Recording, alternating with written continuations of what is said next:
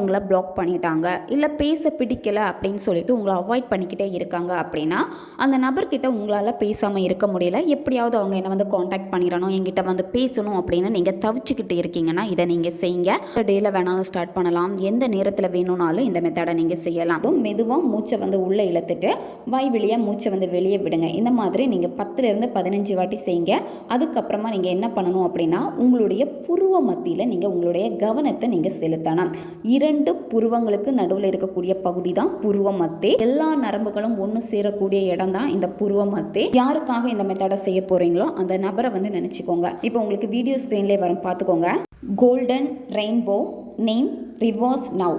இங்கே நேம்னு இருக்கக்கூடிய இடத்துல உங்கள் பர்சனுடைய பேரை வந்து நீங்கள் சொல்லணும். நீங்கள் அவங்கள என்ன நேமில் அதிகமாக கூப்பிடுவீங்களோ அந்த பெட் நேம் கூட நீங்கள் வந்து பயன்படுத்தலாம். 2 கண்ணையுமே உங்கள் புருவ மத்திக்கு மேலே நீங்கள் உத்து நோக்கிக்கிட்டே இந்த ஸ்விட்ச் வேர்டை நீங்கள் சொல்லணும். 21 நாட்கள் நீங்கள் ஃபாலோ பண்ணணும். உங்களுக்கு ஃப்ரீ டைம் கிடைக்கிறப்ப எல்லாமே இந்த ஸ்விட்ச் வேர்டை நீங்கள் சொல்லுங்கள்.